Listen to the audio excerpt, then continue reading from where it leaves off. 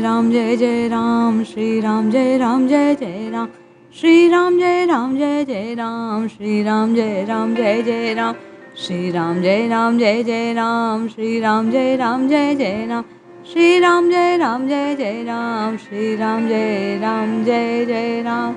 जय श्री हरि। पूज्य गुरुदेव के चरणों में बारंबार प्रणाम।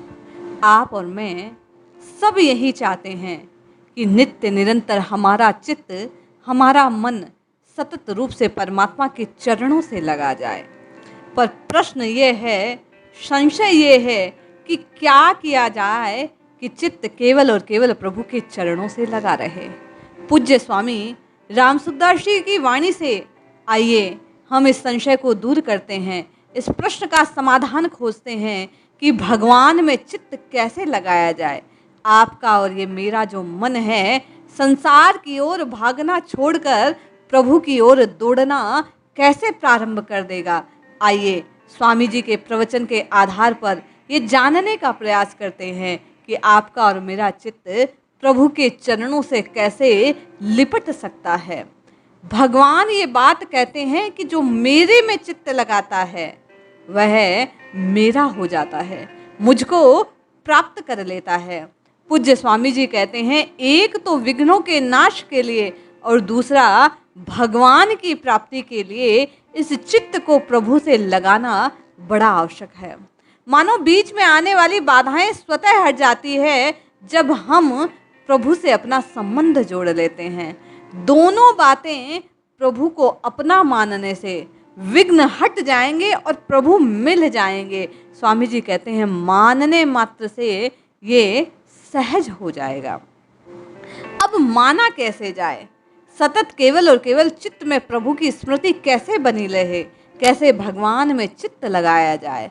तो स्वामी जी आगे इस बात को प्रकट करते हुए कहते हैं कि चित्त केवल भगवान का चिंतन करता रहे, कुछ और चिंतन इसमें आए नहीं।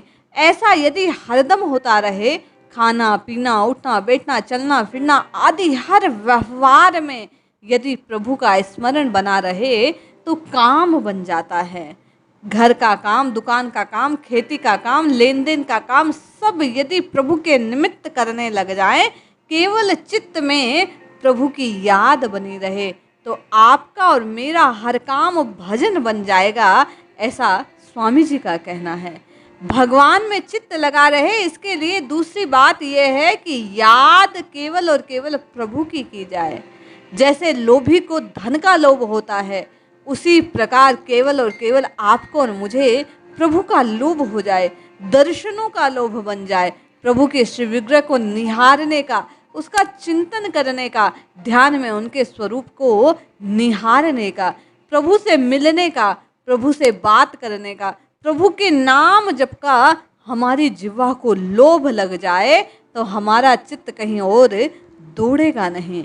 जैसे धनवान का जो लोभी है, धन का जो लोभी है, पैसे का नुकसान हो जाए तो वो बड़ा खिन्न हो जाता है। इसी प्रकार जब हरिनाम लेने के लोभी आप और मैं बन जाएंगे तो निश्चित जिस वक्त हमारा चित्त संसार में चला जाएगा तो हमें पीड़ा पहुंचेगी और हम उसे खींच कर प्रभु के चरणों में पुनः लाने का प्रयास करेंगे।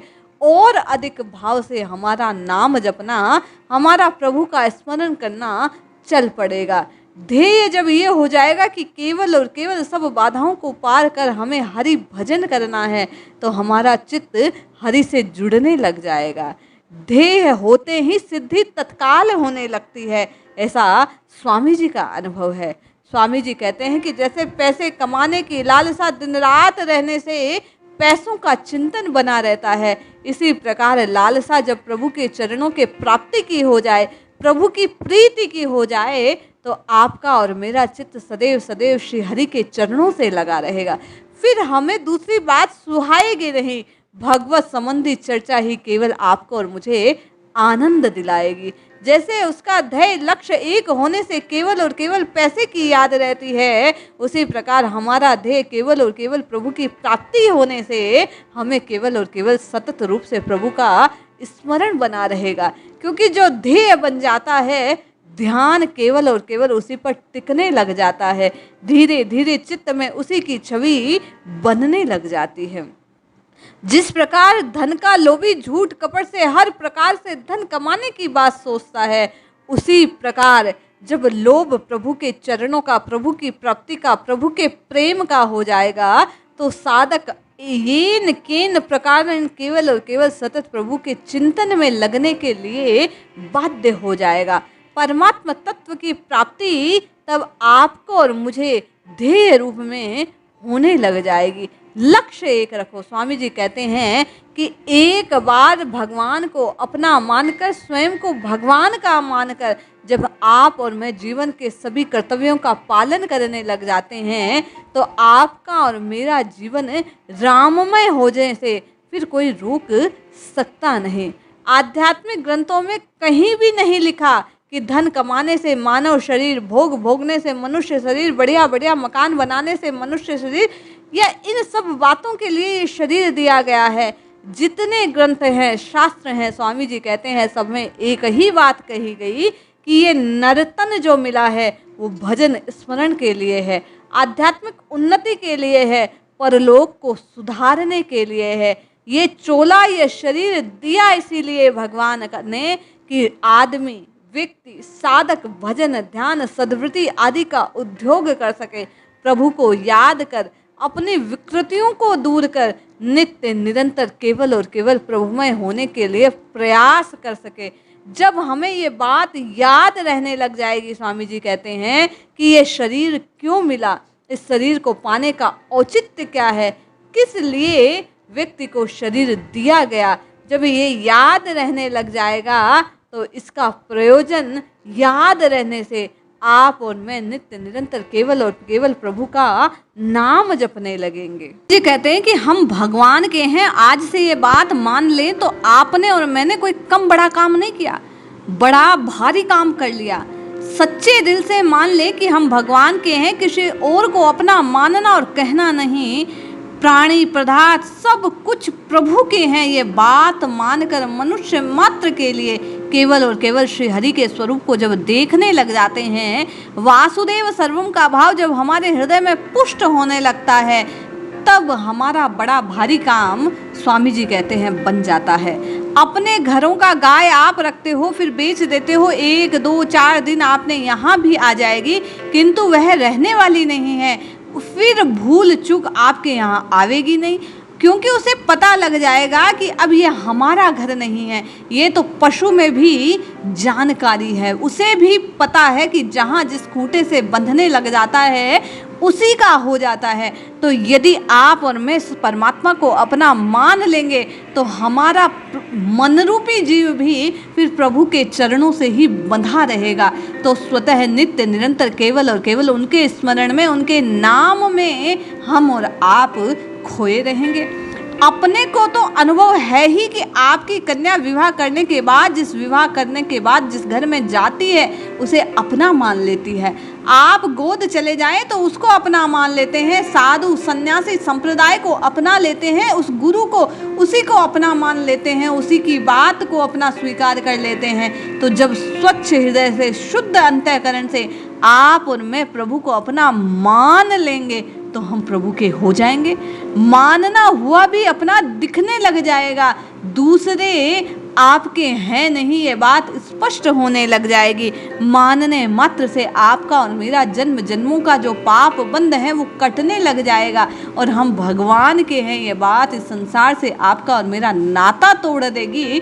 तो आपका और मेरा नाम जपना सार्थक हो जाएगा। पूज्य स्वामी जी कहते हैं ऐसा पक्का मान लेने पर फिर भगवान अपने क्यों नहीं हो सकेंगे। ये बात विचार करके तो देखो, जब सांसारिक मनुष्य अपने माने हुओं के लिए सब कुछ करने को तैयार रहते हैं, तो फिर प्रभु को अपना मानने से प्रभु हमारे लिए सब कुछ क्यों नहीं कर लेंगे। आपका विचार पक्का हो जाए तो वैसा दिखेगा ही दिखेगा। अपने आप में स्वतंत्र हैं, बिल्कुल आप पराधीन नहीं हैं, आप निर्बल नहीं हैं, आप अयोग्य नहीं हैं, आप अनाधिकारी नहीं हैं, क्योंकि आप उस नारायण के अंश हैं और अंश होने के कारण आप भी चेतन हैं, अमल सुख राशि हैं। इसलिए आप केवल और केवल मानकर प्रभु को अपना और सतत प्रभु के ध्यान में लीन हो जाइए। आप निहाल हो जाएंगे, आपका बेड़ा पार हो जाएगा। भागते भागते घोड़ा दुखवा लग जाए, इसमें क्या करें भाई, भागो तो सच्चे रास्ते पे भागो, ऐसा काम ही क्यों करो, दौड़ो तो चौखी राह पर तो दौड़ो। स्वामी जी कहते हैं भगवान की तरफ दौड़ो, संसार की ओर दौड़ने से काम बनेगा नहीं, और भगवान की ओर दौड़ने से सब काम बन जाएंगे। खेत का काम भगवान के कर रहे हैं, घर का काम भगवान के लिए कर रहे हैं, नाम भगवान का ले रहे हैं। जब सब कुछ भगवान का ही हो जाएगा तो आपका और मेरा प्रत्येक काम सार्थक हो जाएगा। पूज्य स्वामी जी कहते हैं भाव बदलने से आपका और मेरा सब बदल जाएगा। इस वास्ते भगवान का काम करते हैं, भगवान का नाम लेते हैं, राम राम राम राम दिन रात रटने लग जाइए, हृदय में ये धारण कर लीजिए। आज से ऐसा ही करना है, इस बात पर दृढ़ विश्वास कर लीजिए, दृढ़ संकल्प कर लीजिए, फिर संसार के काम कोई आपको बाधा पहुंचा नहीं सकते। पाप अन्याय झूठ कपट आपसे होंगे नहीं। आपका अंतःकरण भगवान को अपना मानने के कारण और भगवान का अपना बनने के कारण स्वतः शुद्ध हो जाएगा। फिर आपको किसी बात का घाटा सहना नहीं पड़ेगा, क्योंकि नफ़ा या नुकसान सब कुछ भगवान का ही होगा। तो आपके चित्त में दुख की कोई रेखा बंध नहीं सकती। इसलिए केवल और केवल स्वामी जी के कहे अनुसार प्रभु को अपना मानकर, प्रभु का अपना बनकर नित्य निरंतर नाम का आस्वादन करते रहिए। निश्चय ही आपका और मेरा कल्याण हो जाएगा। जय श्री हरि।